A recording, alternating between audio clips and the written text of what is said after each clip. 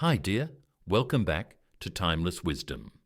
It all started on a calm Tuesday evening. The sun had just slipped below the treetops outside her kitchen window, leaving a soft glow behind. She made herself a cup of chamomile tea, letting the gentle aroma wrap around her like an old, comforting memory.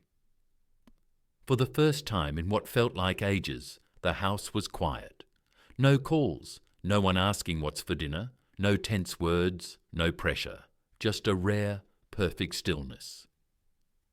In that moment of peace, something inside her softened and let go. There were no bright flashes or dramatic moments, just the simple calm of a woman who had given so much for so long, finally finding a way to give a little something back to herself. What she felt wasn't sadness or fear, it was something steadier, deeper. A kind of quiet peace that doesn't need applause, just a gentle breath. And with that breath, she allowed herself to begin again. No plans, no to-do lists, nothing to prove. Just a quiet truth awakening inside. Her life was still hers, and it was never too late to choose herself. 1 year of giving. Her name is Eleanor. For most of her life she gave. She gave her time, her energy, her love, her body, her thoughts, and her sleep. She gave as a wife, even on days she felt more like a stranger than a partner. She gave as a mother, pouring everything into her children without ever stopping to ask what was left for her. She gave as a daughter, caring for aging parents while quietly carrying the weight of generations. She gave so much and so often that the act of giving became her identity. People admired her. They said she was selfless, graceful, patient, strong. But no one ever asked what it cost. They did not see the nights she sat at the edge of her bed, eyes wide open, staring into a darkness that felt heavier than it should. They did not see her in the grocery store, holding a list in her hands but forgetting what she wanted for herself. They did not hear the sound of her sighs when no one else was home, the sighs that were not from tired feet, but from a tired soul. And so she kept giving because that is what was expected. That is what made her feel needed, even if it did not make her feel seen. Somewhere along the way, she stopped asking what she wanted, not just for dinner or for the weekend, but for her life. The question felt too big, too far, too foreign. Then one day, without warning, the questions returned. They did not knock politely. They barged in. What do I like? What do I miss? What do I want? She had no answers, just a stillness that had been waiting beneath the noise. She realized how many years she had been spoken for, how many times she had made herself small so others could feel comfortable, how often she had smiled through discomfort because it was easier than being honest. She could remember every birthday she planned for others, but forgot the last time she celebrated her own. She could recall every doctor appointment for her children, her parents, even her dog, but forgot the last time she went for herself. These realizations did not arrive in anger. They arrived in softness, like a truth that had waited long enough to be seen. She did not blame anyone, not her ex-husband, not her children, not the people who had come and gone.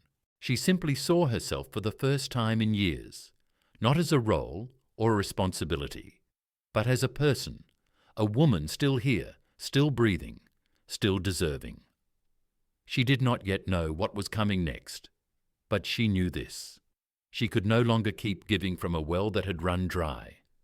She needed to return to herself, not as an act of rebellion, but as an act of return, of healing, of remembering. And so the shift began. Quietly, gently, without announcement. She began choosing herself, not in grand declarations, but in small, steady ways. A walk alone, a moment of stillness with her coffee, saying no to things that once drained her, saying yes to nothing at all, just for the joy of rest. And in those choices, something new began to grow. The break. It did not happen all at once. There was no single moment when everything changed. Instead, it was a quiet unraveling, one thread at a time.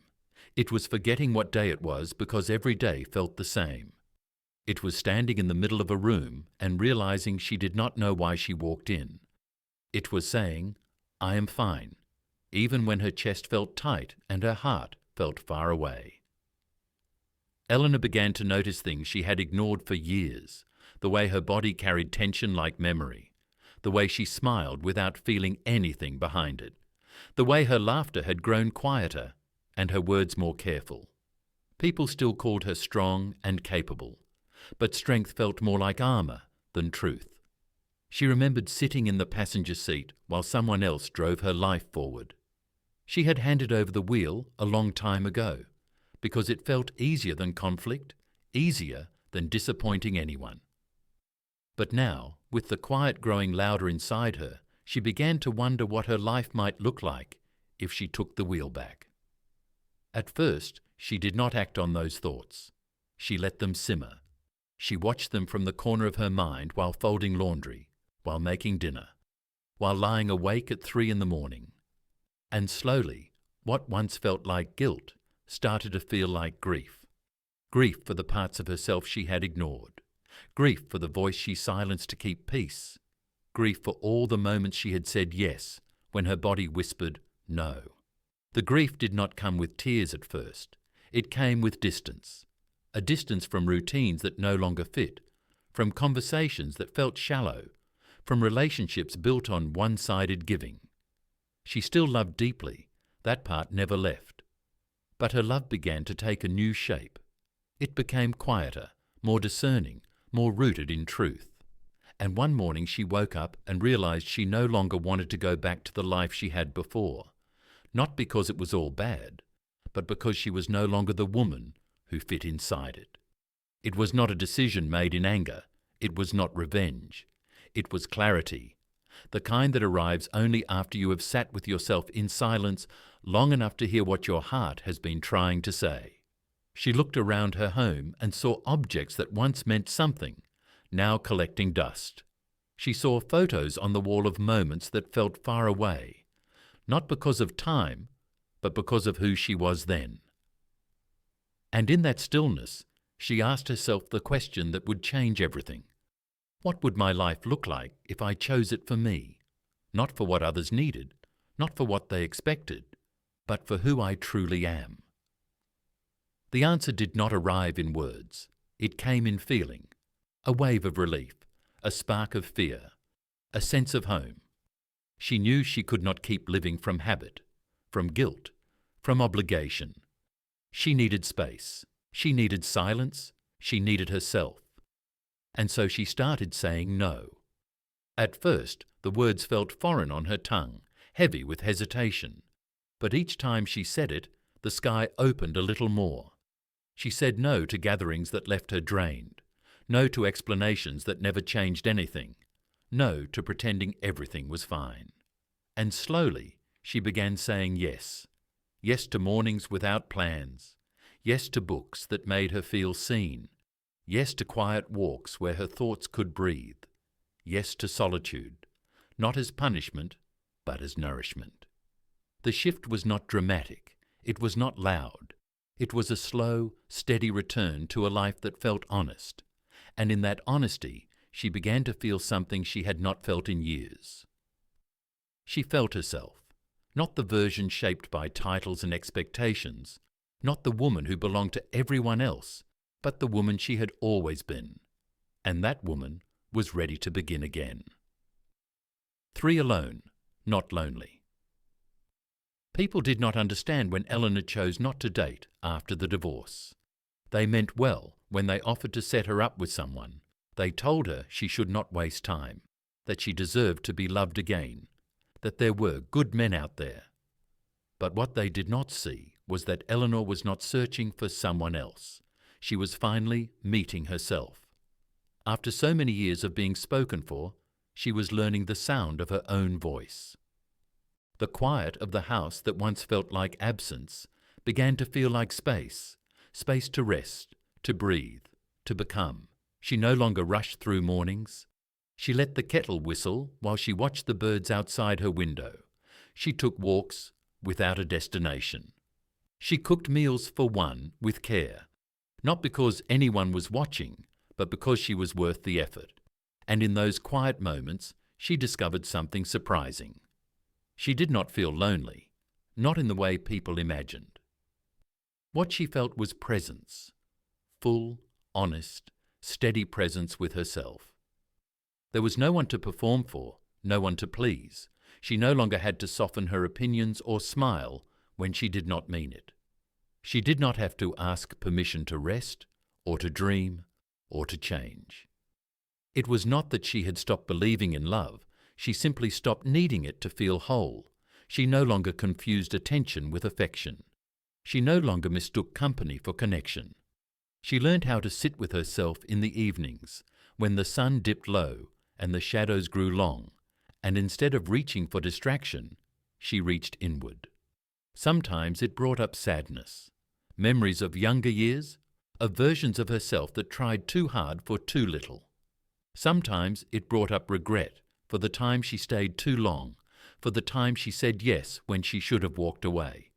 But more often, it brought up peace, the kind that does not shout, the kind that arrives like a tide, slow and sure and impossible to ignore. People still talked.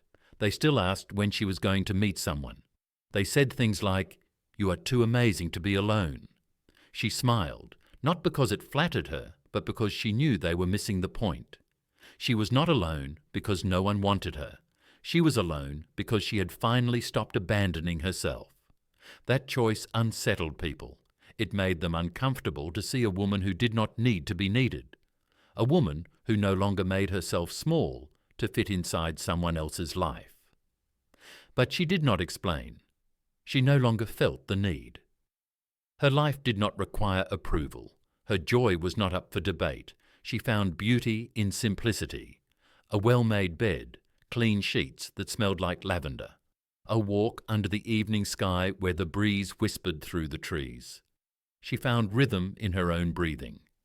She did not chase intensity anymore. She craved depth.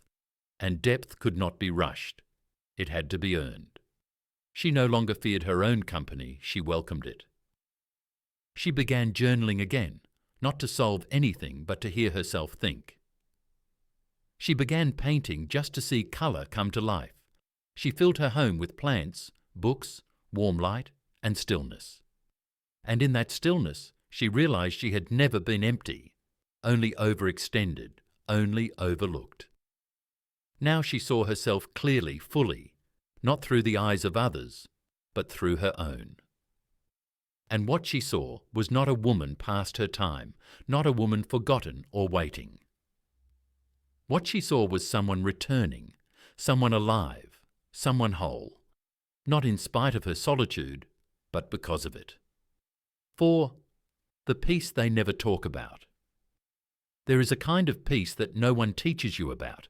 It does not arrive through success or applause or being chosen by someone else. It comes quietly after the storm, when you have nothing left to prove and nothing left to chase. Eleanor found that peace not in a perfect life, but in an honest one. She stopped pretending to enjoy things that drained her. She stopped going to dinners where she had to fake laughter. She stopped returning calls from people who only reached out when they needed something. It was not that she became unkind, it was that she became clear. She had spent too many years translating her needs into softer language so others would not feel uncomfortable. Now she spoke simply, gently, but without apology. Her boundaries were no longer walls, they were doors she opened with intention. She no longer waited for someone else to give her permission to rest, to breathe, to exist as she was. That shift did not come easy. It came with grief, because letting go of old roles meant letting go of old versions of herself. And sometimes that meant facing the fear that without those roles she might be nothing. But she was not nothing. She was becoming someone who could love without losing herself, becoming someone who could be generous without going empty, becoming someone who could stand in her truth even if it meant standing alone. The quiet did not scare her anymore. It became her ally. It gave her time to reflect, to soften, to heal. In the mornings, she sat with her tea and let her thoughts move like clouds across a wide open sky. Some days were heavy with memory, some were light with laughter. All were hers. She did not fill her days to avoid silence. She learned to let the silence hold her. In that space, she discovered joy that was not loud, but lasting. She laughed more easily, not because life was perfect, but because she had made peace with its imperfections. She cried too, but the tears were not from weakness. They were from release, from gratitude, from finally feeling safe inside her own skin. There were still lonely moments, but they were different now. They did not carry shame. They carried truth, because even in loneliness, she did not feel lost. She knew where she was. She was home, not in a place, but in herself. People still misunderstood her choice. They thought she had given up on love, but Eleanor had not given up.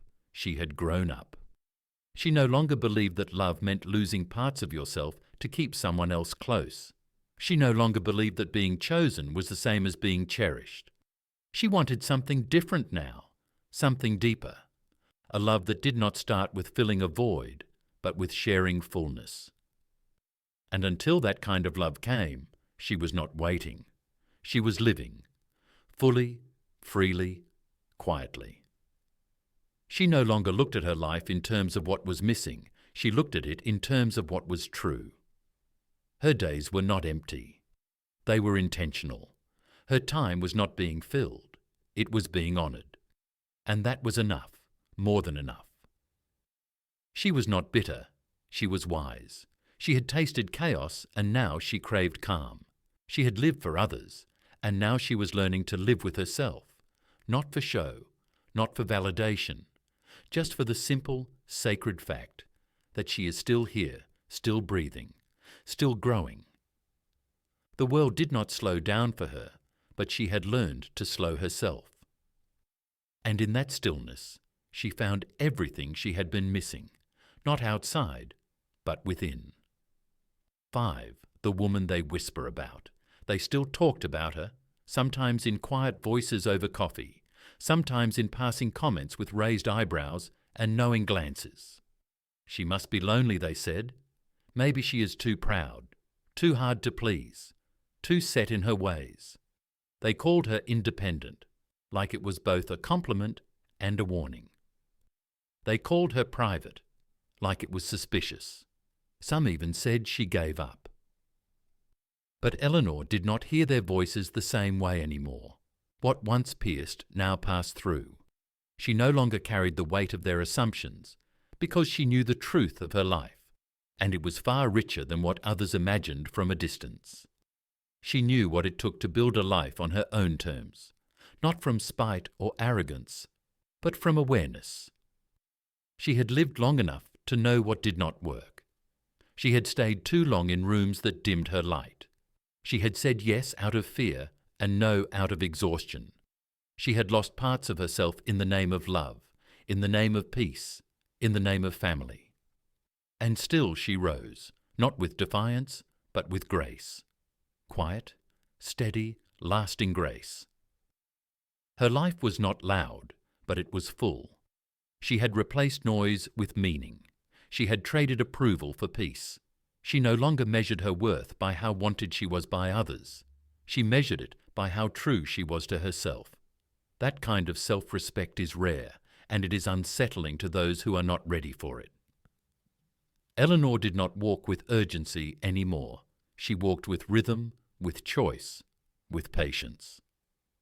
She no longer rushed into conversations or explained herself to people who had already decided who she was.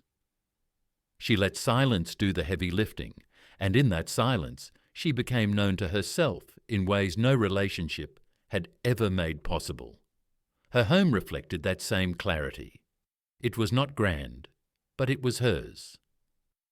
Every corner spoke of care and intention. The books on the table were the ones she loved, not the ones she thought would impress. The kitchen was simple but full of warmth.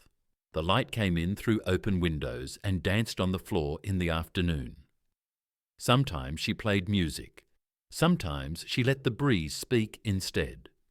Her days were not planned to impress. They were designed to nourish. A slow morning with coffee, a walk in the garden, a call with an old friend who truly listened, a meal cooked with her own hands for no one but herself. And in those moments she felt a kind of joy that cannot be bought or borrowed, a joy born from living in alignment with who she is. She did not deny the past. She honoured it, even the mistakes, even the heartbreaks, because they had all shaped her, but they did not define her. What defined her now was how she carried herself through the present, with calm, with conviction, with quiet power. She no longer needed to be saved. She did not want to be worshipped. She wanted to be seen fully, not as someone to fix or possess, but as someone to meet and walk beside. That kind of desire is not common. It cannot be faked. It requires emotional maturity and presence. And the truth is, not everyone is ready for that. Eleanor knew that, and still she waited, not passively, not longingly, but patiently. Because she understood something most people spend their whole lives trying to learn. That love is not about filling what is missing. It is about celebrating what is already whole. And she was whole. She had built that wholeness piece by piece from the broken shards of earlier years. She had stitched herself together, not to appear perfect, but to feel real. Her story was not tidy, but it was true, and she would not trade that truth for comfort or approval or companionship that cost her authenticity. She had learned the difference between being chosen and being respected, between being seen and being used, between being in love and being in need. She wanted the kind of connection that felt like quiet understanding, not constant performance, the kind that felt like still water, not crashing waves. And until that came, she was not afraid to walk alone, not because she had hardened, but because she had softened in the right places. The kind of softness that comes from knowing your worth. The kind of softness that cannot be shaken by silence or by solitude. Because Eleanor knew now that she was not waiting to be loved. She was already loving herself with the tenderness and honesty she once gave to everyone else. And that love was enough, more than enough, the kind of enough that radiates even when no one is watching. The kind of enough that settles into your bones and stays. That kind of love does not arrive with flowers or fireworks. It arrives quietly and says, I am here, and I am not leaving. And when it finally comes from another soul, it will not complete her. It will accompany her, not to fix or to rescue or to consume, but to honor, to match, to rise together.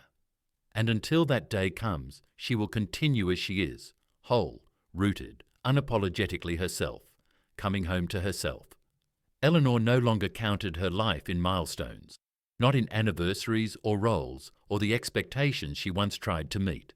She measured her days in peace, in moments when she felt herself fully present, in the steady rhythm of breath that asked for nothing but awareness. Her story was not one of isolation.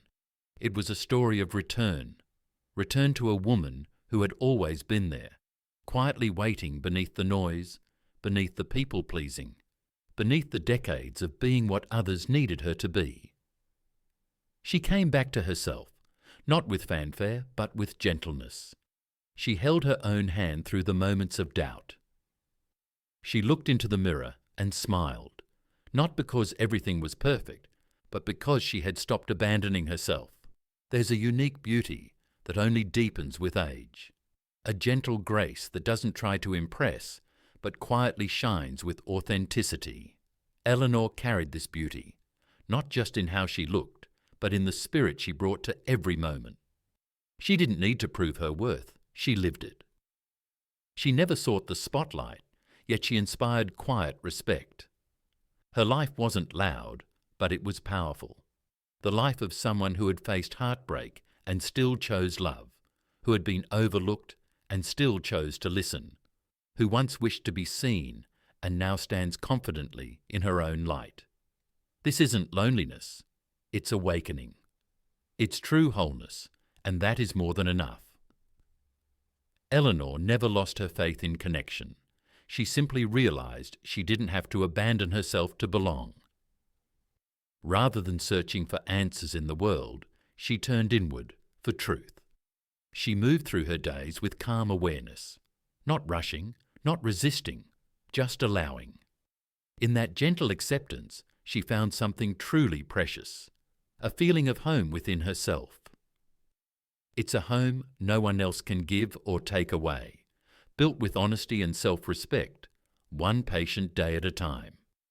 This is the essence we celebrate here at Timeless Wisdom. If this message spoke to your heart, please like, subscribe, and share your thoughts in the comments below. Your support helps us keep bringing you stories and reflections that inspire. Thank you for being part of the Timeless Wisdom family.